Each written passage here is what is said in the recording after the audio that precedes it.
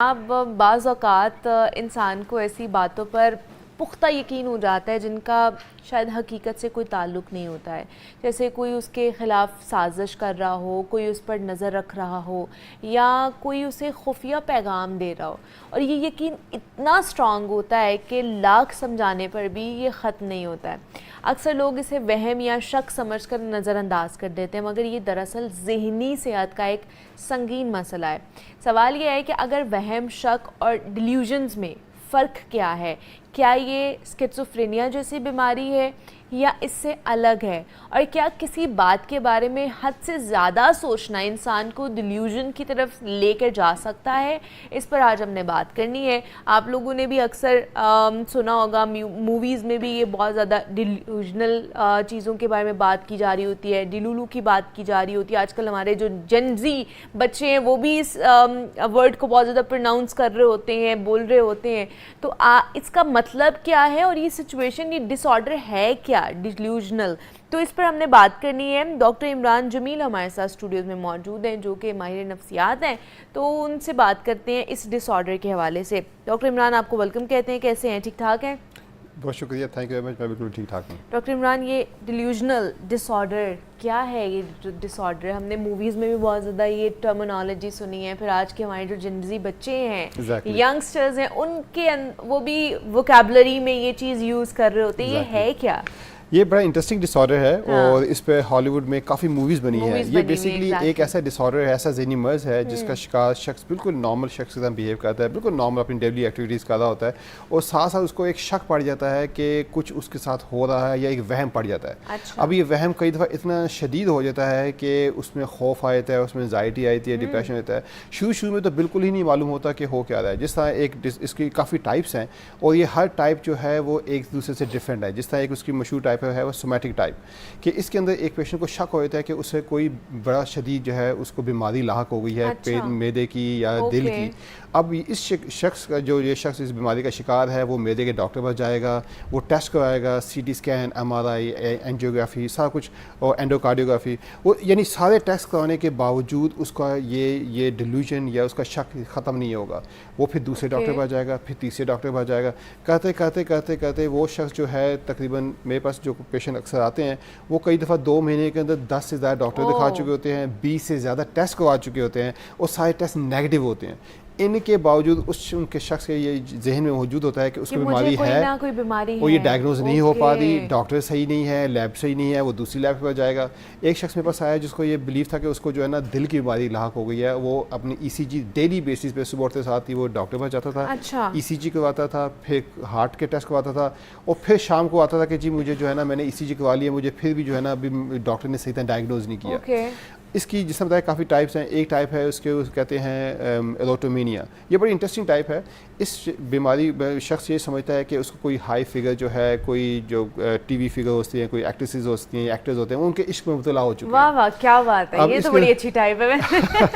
अच्छा, इसमें फिर यह है कि वो सेलिब्रिटीज़, कोई डॉक्टर भी हो सकते हैं, कोई लॉयर भी हो सकते हैं। अब इसमें एक हॉलीवुड ब्रिटिश मूवी आई थी, ही लव्स मी नॉट। अब इसमें क्या होता है, एक आर्ट्स ये बिलीव करता है कि जो शहर का मशहूर कार्डियोलॉजिस्ट है वो इश्क में मुब्तला हो चुका है। अब क्या होता है कि शुरू में तो ये एक वहम हुआ, फिर आहिस्ता आहिस्ता वो इतना ऑब्सेशन हो गई कि वो उसको डॉक्टर को या उस एक्टर को वो स्टॉक करना शुरू करते हैं, हरास करना शुरू करते हैं, फिर लीगल इश्यूज डेवलप होने शुरू होते हैं, और फिर एंड तक पेशेंट जो है ज़्यादातर यही बिलीव करता है कि इसके इश्क में मुब्तला हो चुके हैं। तो ये बड़ी इंटरेस्टिंग बीमारी है, इंटरेस्टिंग सी बीमारी है। इसमें मजीद बात करते हैं कि इसके साइंस एंड सिम्टम्स क्या हो सकते हैं। कॉलर हैं मोहम्मद रिजवान, उनसे बात कर लेते हैं। अस्सलाम वालेकुम। जी वालेकुम सलाम। जी रिजवान साहब, क्या पूछना चाहेंगे? मैंने पूछना कि मेरी वाइफ पर ना आज से 3 साल हुआ था, डिप्रेशन हुआ था। अच्छा। लेकिन उसका अभी तक साइड इफेक्ट उसके ऊपर है, वो ठीक नहीं हो रहा। इसका क्या हाल है मुझे बताएं। डिप्रेशन हुआ था और उसका भी साइड इफेक्ट है उनके ऊपर, मतलब क्या उनकी क्या करती? वो खा रही है मेडिसिन, तो वो खा रही है, लेकिन अभी तक सही नहीं हो रही है वो। ठीक है, कुछ पूछना चाहेंगे डॉक्टर इमरान उनसे, कोई साइंस एंड सिम्टम्स के हवाले से? अच्छा, इनमें कोई उनको किसी किस्म का खौफ तो नहीं डेवलप हो चुका, कोई वहम तो नहीं हो चुका कि ये ट्रीट नहीं होगी या ट्रीट हो नहीं सकती? खौफ है उनको। ठीक है रिजवान साहब, बहुत शुक्रिया आपका। वो कह रहे हैं मेडिसिन भी खा रही हैं डिप्रेशन की, बट वो ठीक नहीं हो रही है। अच्छा, इसमें देखना पड़ेगा कि ये सिर्फ डिप्रेशन है या डिल्यूजनल डिसऑर्डर की वजह से डिप्रेशन हो चुकी है, क्योंकि डिप्रेशन अलग है, एंजाइटी अलग है। अच्छा, इसमें ये होता है कि जो डिल्यूजनल डिसऑर्डर है इसके अंदर आहिस्ता आहिस्ता इसमें बताया था कि पेशेंट को पहले तो एक खौफ से डेवलप होता है, फियर होता है, फिर आहिस्ता आहिस्ता इतनी एंजाइटी डिप्रेशन होती है कि वो लोगों से मिलना छोड़ देता है, वो आइसोलेट होता है, वो अपने घर वालों से मिलना छोड़ देता है, आइसोलेट होता है, खाना छोड़ देता है। जिस तरह 9/11 के बाद एक काफ़ी पुलिस ने इन्वेस्टिगेशन की तो एक मेरे पास पेशेंट आया था अमेरिका में, उसको ये खौफ डेवलप हो चुका था कि पुलिस को पीछा कर रही है अभी तक, हालांकि इस बात को 10 साल हो चुके थे। अब वो उस शख्स ने अपने बिजनेस पे जाना छोड़ दिया, घर में कन्फाइन हो गया, अपने सारे घर में फ़ोन यूज़ करना छोड़ दिया, लैपटॉप यूज़ करना छोड़ दिया, हाँ तक ये नौबत ये आई कि उसने खाना पीना भी छोड़ दिया। यहाँ पे आके फैमिली कंसर्न हो गई कि अब मसला शदीद हो गया है, शदीद नौयत का इख्तियार कर गया है। फिर वो साइकेट्रिस्ट से लेके आए। तो काफ़ी केसेस में फैमिलीज़ जो हैं वो पेशेंट को डॉक्टर के पास लेके आती हैं कि अब कोई मसला ख़राब हो गया है, क्योंकि ये पेशेंट टेस्ट भी करवाते जा रहा है, उसके साथ साथ उसने खाना पीना भी छोड़ दिया, आइसोलेट भी हो गया है, और अब ये है कि ये बिल्कुल जो है ना एक ख़तरनाक स्टेज में दाखिल हो गया है। स्टेज में, हाँ। अच्छा, ये इनकी रिजवान साहब की बताएं ना कि अगर इनको ये वाला डिसऑर्डर नहीं है, सिर्फ डिप्रेशन है और उनकी मेडिसिन खा रही हैं और वो बेहतर नहीं हो रही हैं, तो इसके अलावा वो क्या कर सकती हैं? देखिए, उसके अलावा सबसे बेहतरीन चीज़ ये है कि एक दूसरे साइकेट्रिस्ट से ओपिनियन ली जाए कि ये डिप्रेशन किस स्टेज में है। सही है। अक्सर ऐसा होता है कि डिप्रेशन जो है वो मेडिकेशन की वजह से वर्स भी होती है। जो मेडिकेशन डिप्रेशन की बड़ी ट्रिकी हैं, इनमें एक साइड इफेक्ट होता है, उसे हम कहते हैं पैराडॉक्सिकल साइड इफेक्ट, कि जो बीमारी की जो ट्रीटमेंट जो मेडिकेशन ले रहे हैं वही वो साइड इफेक्ट कर सकती है। इस पैराडॉक्सिकल साइड इफेक्ट की वजह से क्या होता है, डिप्रेशन वर्स भी होती है। अगर डिप्रेशन में एंजाइटी है तो एंजाइटी वर्स होती है। तो करते करते करते कई पेशेंट में उसका खौफ भी होता है, पैरानोया भी होता है। तो ये मैं ये कहूँगा कि एक तो ये कि किसी दूसरे साइकेट्रिस्ट को दिखाया जाए, मेडिकेशन रिव्यू की जाए, और बाकी एक थेरेपिस्ट को भी दिखाएं ताकि जो है वो थेरेपिस्ट से जो है ना वो एक इंटरेक्शन हो, फिर ट्रीटमेंट सही की ये इसका पता चल सके। तो आप एक सेकंड ओपिनियन भी ले लें, वो ज़्यादा अच्छा है आपके लिए। अच्छा, दूसरा डॉक्टर इमरान मुझे बताइए कि बीमारी होती क्यों है, क्या कॉजेज़ क्या हैं इसके पीछे? कोई स्ट्रेस फैक्टर है, कोई जेनेटिक्स में है, या कोई आपको ऐसा ट्रॉमा हुआ होता है जिसकी वजह से ये चीज़, ये बीमारी आपको होना शुरू हो जाती है? कॉजेज़ क्या हैं इसकी? अच्छा, बड़ी इंटरेस्टिंग क्वेश्चन है। इसके कॉजेज़ काफ़ी ज़्यादा हैं। एक तो है कि लाइफ इवेंट्स, जिस तरह एक शख्स को 9/11 के बाद पुलिस ने इन्वेस्टिगेट किया तो उसकी ज़िंदगी में ट्रॉमा आ गया। अब वो इस ट्रॉमा को लेके हर वक्त पुलिस से वो खौफज़दा रहेगा, हर वक्त फौज से जो भी वर्दी वाला देखो उसे खौफज़दा रहेगा। फिर किसी की फैमिली में किसी को कैंसर डायग्नोज हो गया है, तो वो जो है हर शख्स जो है, कोई एक शख्स फैमिली में वो सोचेगा कि उसको भी कैंसर हो सकता है, और वो उसको टेस्ट कराना शुरू कर देगा। अच्छा, फिर इसके अलावा जेनेटिक्स है, किसी एक फैमिली मेम्बर को तो दूसरे को हो सकता है। अच्छा। फिर इसके अलावा क्या है कि इसमें जो है ना मेन चीज़ ये है कि इसका जो प्रेवलेंस है या इसका जो ज़िंदगी में है वो 0.1% है।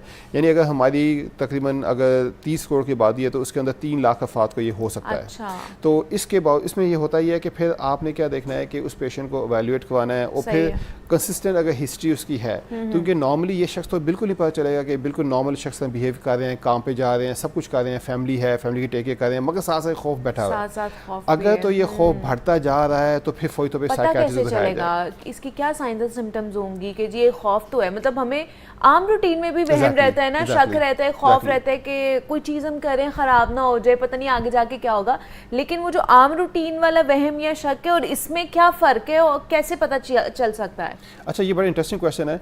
अगर तो एक शख्स एक डॉक्टर के पास जा रहा है, एक लेबॉरेटरी के पास जा रहा है, और वो एक टेस्ट करवा लेता है, 2 टेस्ट करवा लेता है, वहाँ तक हमें समझ में आ जाता है। मगर अक्सर ये देखा गया है कि ये शख्स जो है जिसको शक है वो आहिस्ता आहिस्ता बढ़ता है, कई दफ़ा सालों तक पता नहीं चलता।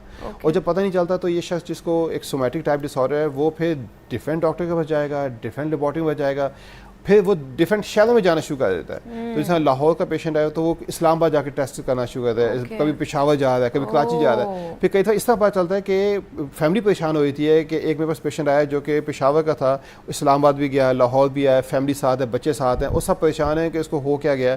और फिर आहिस्ता आहिस्ता फैमिली भी सोचना शुरू करी थी वाकई से कोई ऐसा मसला शदीद हो गया जो कि डायग्नोज नहीं हो रहा, मगर लेबॉरेटरी साइज नॉर्मल है, लैब टेस्ट साइज नॉर्मल है, CT स्कैन, MRI सब नॉर्मल है, और उसके बावजूद ये पेशेंट बिलीव करते उससे कुछ हो गया। तो अक्सर देखा गया है कि ये शक जो है जब इस हद तक बढ़ जाए कि उसकी फैमिली मुतासिर हो, उसकी लाइफ मुतासिर हो, उसकी जॉब मुतासिर तो हो। ये फिर तो ये एक डिल्यूजन डिसऑर्डर disorder है। हो अब इसको हमने डिफरेंशिएट करना है स्किज़ोफ्रेनिया के साथ। स्किज़ोफ्रेनिया एक ऐसी बीमारी है जिसके अंदर और डिफरेंट सिम्टम होते हैं, जैसे आवाज़ें आना, चीज़ें दिखाई देना, और उसका वो जल्दी डेवलप हो जाती है। नॉर्मल जो अमेरिकन जो साइकियाट्रिक एसोसिएशन के मुताबिक जो स्किज़ोफ्रेनिया है उसका डायग्नोसिस जो है तकरीबन 20 से 25 साल की उम्र में होता है, जबकि डिल्यूजन डिसऑर्डर है ये थोड़ा लेट लाइफ में आता है, 40 साल की उम्र तक ये डिसऑर्डर डेवलप होता है, ठीक है। और वहाँ से फिर स्टार्ट होता है। अक्सर की लोगों की शादी हो चुकी होती है, बच्चे हो चुके होते हैं, और अचानक उनको एक खौफ से डेवलप होना शुरू होता है। अच्छा, इसमें एक बड़ी इंटरेस्टिंग टाइप है, वो है जेलसी टाइप के। एक वाइफ या स्पाउस बिलीव करता है कि दूसरा स्पाउस को चीटिंग कर रहा है, तो ये हमारे ड्रामों में काफ़ी हाईलाइट किया जाता है, हमारी मूवीज़ में काफ़ी हाईलाइट किया जाता है। तो कहीं ना कहीं किसी शख्स के ज़हन में बैठ जाता है कि उसका स्पाउस को चीट कर रहा है। अब वो जो शख्स है वो उनके फ़ोन चेक कर रहा है, मैसेज चेक कर रहा है, कैमरे लगाए हुए हैं, उनका पीछा कर रहा है, assumptions करना शुरू हो गया, assumption basis पे सारी चीज़ें कर रहा है। और काफ़ी देखा गया है कि वो उनकी जॉब तक चला जाता है, फ्रेंड्स को देख रहा है, फेसबुक चेक कर रहा है, मगर उसे कोई सुराग नहीं मिल रहा। इंटरेस्टिंग चीज़ ये है कि इसमें कोई प्रूफ नहीं होता, मगर पेशेंट के जहन में ये शक बैठा होता है, ये खुद से ही उन्होंने शक बिठाया होता है, और ये ऑब्वियसली आपकी ज़िंदगी भी बर्बाद कर रहा होता है, आपके रिश्ते भी बर्बाद कर रहा होता है, इस तरह का शक। तो ये डिल्यूजन और हेलुसिनेशन, ये भी इसमें भी कोई फ़र्क है या दोनों एक ही चीज़ें? ये इसमें फ़र्क है। जो डिल्यूजनल डिसऑर्डर है उसके अंदर सिर्फ डिल्यूजन्स होंगी, उसमें कोई आवाज़ें नहीं आ रही होंगी और कोई चीज़ें नहीं दिखाई दे रही होंगी। हेलुसिनेशन हम कहते हैं कि ऐसी चीज़ों को जिसमें आवाज़ें आना, चीज़ें दिखाई देना या स्किन पे क्रॉलिंग करना, तो ये हेलुसिनेशन के ज़मरे में आता है। तो ये हेलुसिनेशन जो है नॉर्मली स्किज़ोफ्रेनिक पेशेंट में भी आती हैं। अच्छा, अब काफ़ी लोग जो ड्रग अब्यूज़ करते हैं, कोई ड्रिंकिंग या कोई ड्रग्स, उनके अंदर भी डिल्यूजन्स और हेलुसिनेशन आ सकती हैं। अब वो हम लोग को रूल आउट करना होता है कि ये उन ड्रग्स की वजह से आ रही हैं कि वैसे ही है। तो जो स्किज़ोफ्रेनिया है या शाइज़ोफ्रेनिया जिसे उर्दू में हम कहते हैं, ये वो बीमारी है जिसके अंदर हेलुसिनेशंस भी आती हैं और डिल्यूजन्स भी आती हैं। मगर डिल्यूजन डिसऑर्डर के अंदर सिर्फ डिल्यूजन्स होती हैं और वो बंदा बिल्कुल नॉर्मल हमारी तरह एक बैठा है, लाइफ में बैठा होता है, दोस्त भी इंजॉय करता है, फैमिली भी इंजॉय कर रहा होता है, मगर अंदर उसके एक शक बैठा होता है, वो आहिस्ता आहिस्ता वो जड़ पकड़ता रहता है। ठीक है, तो इसका कोई इलाज है ये डिल्यूजन डिसऑर्डर का मुकम्मल तौर पर कि बंदा वो नॉर्मल हो सके, वो ठीक हो सके, या फिर इसको सिर्फ कंट्रोल, इस सिचुएशन को, कंडीशन को सिर्फ कंट्रोल किया जा सकता है? अच्छा, इसके इलाज के लिए बड़ा इंटरेस्टिंग क्वेश्चन है। इलाज के लिए हमें देखना पड़ता है कि सेवेरिटी क्या है, किस नौइयत का डेवलप हो चुका है। अगर तो माइल्ड है उसके ट्रीटमेंट के चांसेस ज़्यादा हैं, फिर उसमें हम सिर्फ थेरेपी करवाते हैं, पेशेंट थेरेपिस्ट हो जाता है, उसे बातचीत कराता है, थेरेपिस्ट आहिस्ता आहिस्ता यकीन दिलाता है कि ऐसा मसला नहीं है। अगर पेशेंट की कंडीशन वर्स हो जाए तो फिर उसको ट्रीटमेंट देनी पड़ती है। एंटीसाइकोटिक मेडिकेशंस हैं, काफ़ी मेडिकेशंस हैं जो कि हम स्टार्ट करते हैं माइल्ड डोज से, पे हैवी डोज पे जाते हैं। अच्छा, मज़े की बात यह है कि 100 में से 50 जो लोग हैं, अफराद है, वो ट्रीटेबल हैं, उनकी ट्रीटमेंट हो जाती है अच्छी तरीके से, वो दोबारा उनको नहीं होता। 100 में से 20% ऐसे हैं जिनके सिम्टम कम हो जाते हैं और जो कि बिल्कुल जिसे कहते हैं माइल्ड हो जाते हैं, फिर कभी कभी उनको शक होता है, मगर मेन उनको ये जहन में बैठ जाता है कि कोई मसला नहीं है। 20 ऐसे अफराद भी हैं 100 में से जिनका इलाज नहीं हो पाता और जो सारी ज़िंदगी चलता है डिसऑर्डर। अच्छा। तो जिस तरह हकीम लुकमान ने कहा था कि जो वहम का इलाज कोई नहीं है, तो मेरे ख्याल से इस बारे में कहा था कि 100 में से जो 20 अफराद ऐसे हैं कि जिनका वहम का इलाज कोई नहीं। सही है। अच्छा, चलिए इसका इलाज नहीं है, तो अब जैसे आपने कहा कि ये लेटर ऑन एज में ये चीज़ डेवलप होना शुरू हो जाती है, 40s में या 40s के बाद होना शुरू हो जाती है। अब कुछ लोग ऐसे भी होते हैं जो जिनको मैंने देखा है, वो बचपन से ही उनकी हैबिट ये होती है, यंग जितने होते जाते हैं, एज करते जाते हैं, तो उनके अंदर एक वो एलिमेंट होता है कि वो हर चीज़ में खौफ का शिकार हो जाते हैं, शक कर रहे होते हैं, वो कोई चीज़ नहीं भी है तो वो शक कर रहे होते हैं। तो क्या वो ज़्यादा प्रोन हो सकते हैं इस कंडीशन को लेकर, वो जब 40 तक पहुँचेंगे? ये आपका बड़ा इंटरेस्टिंग क्वेश्चन है, क्योंकि एक है डिल्यूजन डिसऑर्डर पर्सनैलिटी टाइप के, किसी पर्सनैलिटी में ये शक की वो हो कि हर बंदे को शक से देखना, हर खाने की चीज़ को, पहनने की चीज़ को, रिश्तों को शक की निगाह से देखना। यस, डेफिनेटली वो लोग ज़्यादा प्रोन हैं डिल्यूजन डिसऑर्डर के as compare to other population, क्योंकि नॉर्मल तो पर्सनैलिटी का हिस्सा है, और किसी बात पर कोई ऐसा इंसिडेंट हो जाए तो वो फिर उनका शक यकीन में बदल जाता है और फिर वो आहिस्ता आहिस्ता। अच्छा, इसमें मज़े की बात यह है कि फ़र्ज़ या किसी घर पे कैमरे लगे हुए हैं, ठीक है, अब ये शख्स उस घर के पास से गुजरेगा तो उसे ये हो जाएगा शक कि ये कैमरे मुझे वॉच कर रहे हैं। वो आहिस्ता आहिस्ता शक तो कैमरे से हुआ, वो जहाँ भी कैमरे देखेगा उसको शक हो जाएगा ये मुझे वॉच कर रहे हैं। वो करते करते करते ये पर्सिक्यूटरी टाइप जो डिल्यूजन है उसमें इतनी जड़ पकड़ जाएगी कि वो हमेशा ये समझेगा मेरे जो कैमरे थे वो मुझे वॉच कर रहे हैं, मेरा फ़ोन मुझे वॉच कर रहा है। मगर अगेन ये स्टार्ट शक से होता है, फिर आहिस्ता आहिस्ता खौफ में आता है, फिर एनजाइटी, फिर डिप्रेशन, फिर इन वर्स्ट स्टेजेस पे ये एक जहनी मर्ज़ ज़्यादा जड़ पकड़ लेता है। ओके कि इसकी भी डिफरेंट स्टेजेस हैं और अगर पहली स्टेज पे आप इसको पकड़ लें तो ये बेहतर साबित हो सकता है। मोहम्मद सईद है लाहौर से, उन्होंने कॉल किया। अस्सलाम वालेकुम। वालेकुम सलाम। जी सईद साहब क्या पूछेंगे? मैंने ना पूछना था डॉक्टर साहब से कि मेरे घर वालों को ना यही मसला है जो आपने बयान किया है ना जी। हाँ जी, बार बार किसी कोई छोटी छोटी बात पे शक करना, मुझे यहाँ पे कुछ चीज नजर आ रही है, और कभी कभी बच्चों को ऐसे डांटना, और मतलब अपनी तरफ से बात सोच लेना, कोई बात हुई नहीं होती है लेकिन अपनी तरफ से सोचना। सही, तो ये घर में सबको मसला है? नहीं, सिर्फ घर वालों को है, मेरी बेगम को है। मेरे 3 बच्चे हैं। अच्छा, और उनमें से तो कुछ भी ऐसा नहीं है। ठीक है। सिर्फ ठीक। मेरे घर वालों को है। तो मैं 2 तबके से ताल्लुक रखता हूँ। ठीक है, चलें, बहुत शुक्रिया सईद साहब आपने कॉल की है। उनकी बेगम है, उनको ये मामला पेश आ रहा है उसके साथ। जी, मैं ये कहूँगा कि फ़ौरी तौर पे एक साइकेट्रिस्ट को दिखाएं, ठीक उसका है। जो है ना कंप्लीट एवेल्यूशन करवाएं, क्योंकि अगर तो ये मसला स्टार्ट हो गया है तो ये होगा क्या कि आहिस्ता आहिस्ता बच्चों को बिला वजह डांटना, बच्चों पे शक जो शक करना। करना, शाउट करना, हाँ। आहिस्ता आहिस्ता शाउटिंग की वजह से या ऊंचा बोलने की वजह से बच्चों में सिम्टम आने शुरू होते हैं, बच्चे अच्छा। खौफ का शिकार होते हैं, अब जैसे एंजाइटी वो का शिकार कहते हैं होते कि हैं। उनकी है कि जैसे घर में कोई है या इस तरह के प्रॉब्लम, कोई Exactly. आवाज़ आ रही है, कोई इस तरह का भी। Exactly. तो वो ये हो सकता है या स्किज़ोफ्रेनिया हो सकता है या कोई और डिसऑर्डर हो सकता है? अच्छा, ये बड़ा इंटरेस्टिंग क्वेश्चन है। अगर तो सिर्फ ये शक है हाँ। कि कुछ घर में है कोई चीज़, तो ये डिल्यूजन डिसऑर्डर है। अगर तो Okay. कुछ चीज़ें दिखाई दे रही हैं तो ये डिल्यूजन डिसऑर्डर से आगे स्किज़ोफ्रेनिया की तरफ जा सकता है। Okay. उससे फिर ये है कि उनको आवाज़ें आ रही हैं या चीज़ें दिखाई दे रही हैं। मसला कहाँ पे होता है, जब इन चीज़ों के साथ साथ वो शाउटिंग हो रही थी घर में हस्बैंड के ऊपर, बच्चों के ऊपर, तो बच्चे भी खौफ का शिकार होना शुरू होते हैं, बच्चे भी समझना शुरू होते हैं कि जी घर में कुछ है, और बच्चों को फिर बच्चे ज़्यादा दब जाते हैं, और जब बच्चे दब जाते हैं फिर उनमें सिम्टम आने शुरू होते हैं। जैसे हमने पहले डिस्कस किया था कि ये जी। जो बायोलॉजिकल टाइप होती है कि जिसमें एक Exactly. फैमिली मेम्बर को है तो दूसरे हाँ जी। फैमिली मेम्बर को जा सकता है। अच्छा, इसमें एक बड़ी इंटरेस्टिंग टाइप है, वो है शेयर डिल्यूजनल डिसऑर्डर। Okay. कि एक मेरे पास पेशेंट आया तो उसको ये बिलीव था कि उसके पेट में एक मशीन चल रही है मुसलसल, और वो मशीन को से हमने ऑपरेशन करके निकालनी है। उसने सारे टेस्ट करवा लिए, सारे CT स्कैन, MRI, फिर वो जो एंडोस्कोपी करवा ली, और कुछ नहीं निकला। अब क्या हुआ कि एक दिन उसकी बीवी आई और कहा कि डॉक्टर साहब इसके पेट का ऑपरेशन करें, मशीन बाहर निकालें। तो ये शेयर डिलीवरी डिसऑर्डर है जिसमें जो पेशेंट का जो स्पाउस है उसको भी ये शक होता है कि वाकई कोई ऐसा मसला हो Oh रहा है my जिसका इलाज God. हुई है। तो ये देखा जाए तो ये एक मसला है हमारे सोसाइटी में, ज़हनी मर्ज़ है, उसका इलाज भी है। ऑब्वियसली आप एक इंसान के साथ रह रहे हैं, वो इतना पक्का हो गया उस चीज़ के ऊपर, तो आपको भी उसने कन्विंस कर लिया है कि Exactly. वाकई मेरे पेट में मशीन है। तो इसके लिए अच्छा, इसके लिए फिर हमारे इर्द गिर्द के जो लोग हैं, हमारे फैमिली मेम्बर्स हैं, उनका कितना इम्पॉर्टेंट रोल है कि वो उस पेशेंट को या उस पर्सन को किस तरह हैंडल करें, उसको किस तरह इस कंडीशन से निकालने की कोशिश करें। चले माहिर नफ्सियात के पास तो जाना ही है, लेकिन उससे पहले जो घर वाले हैं वो अपने तौर पर क्या कर सकते हैं? अच्छा देखें, पहले ज़माने में एक कंबाइंड फैमिली सिस्टम का रिवाज था जिसमें दादा दादी और सारे बहन भाई इकट्ठे रहते थे। तो उनमें कोई किसी शख्स को एक मर्ज़ होता था तो कज़न्स वगैरह या बड़े काउंसलिंग कर देते थे, समझा देते थे, तो ये चीज़ ख़त्म हो जाती थी। हाँ। अब एक न्यूक्लियर फैमिली सिस्टम का रिवाज है जिसमें हर बंदा अकेला रह रहा है, अपनी फैमिली के साथ रह रहा है, उसके दोस्त का साइकिल। अब ये इतना कंपटीशन हो गया है हमारा कि हम अपनी बातें दूसरों से छुपाते हैं। अब होता ये है कि ये चीज़ छुपाई जाती है कि कोई मसला, कोई बात नहीं ठीक हो जो किसी को बताना नहीं है, तो कहते कहते कहते कहते वो मसला कई बार बहुत बड़ा मसला खड़ा होता है। तो तरीका यही है कि अगर तो आप अकेली फैमिली में रह रहे हैं जिसमें आप हैं, वाइफ हैं, बच्चे हैं, तो कोशिश करें कि फ़ौरी तो किसी साइकाइट्रिस्ट को, थेरेपिस्ट को दिखाएं, उनसे एवेल्यूएट करवाएं।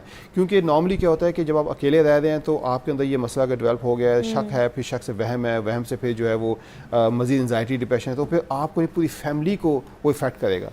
अगर आप ब्रेड विनर हैं तो आपके फैमिली इफेक्ट होगी, बच्चे इफेक्ट हो गए, फिर वो ये होता है कि बंदा फिर जॉब छोड़ के जब घर बैठता है तो फिर फाकों की नौबत भी आई थी है। हाँ। तो फ़ौरी तौर पे फैमिली को चाहिए। अच्छा, नॉर्मल केसेस में होता है कि फैमिली ही इस पेशेंट को लेके आती है, क्योंकि जब ये पेशेंट घर बैठ जाता है और मुसलसल खौफ में मुबतला होता है, अपने कैमरों की टेप लगा लेता है या खाना पीना छोड़ देता है कि मुझे कोई मसला डेवलप हो गया है, या मुसलसल टेस्ट करवा रहा है, CT स्कैन, MRI करवा रहा है, जो लाखों रुपये टेस्टों पर खर्च कर रहा है, तो फिर जब फैमिली ज़्यादा जो है ना परेशान हो रही थी कि हमारे पास पैसों के रिसोर्स तो नहीं है, तो मेरा ख्याल है कि ऐसे केसेस में फ़ौरी तौर पे जैसे ही आपको लगे किसी को शक हो कि जी इस पेशेंट को ये उसका शक जो है वहम से बढ़ गया है, तो फ़ौरी तौर पे साइकाइट्रिस्ट से एवेल्यूएट करवाएं। ट्रीटमेंट करवाएं। और मैं जैसे बताया कि 100 में से 50 लोग ऐसे हैं जिनकी ठीक हो ट्रीटमेंट बहुत सकते ठीक हो सकते हैं। अच्छा, इसके ट्रीटमेंट में सिर्फ थेरेपी आती है या इसमें मेडिकेशंस भी आती हैं? इसमें मेडिकेशंस भी हैं। सबसे पहले तो थेरेपी है। ओके। अगर थेरेपी से आराम नहीं आता तो हम मेडिकेशन की तरफ जाते हैं। तो मेडिकेशंस में माइल्ड मेडिकेशंस भी हैं, स्ट्रॉन्ग मेडिकेशंस भी हैं।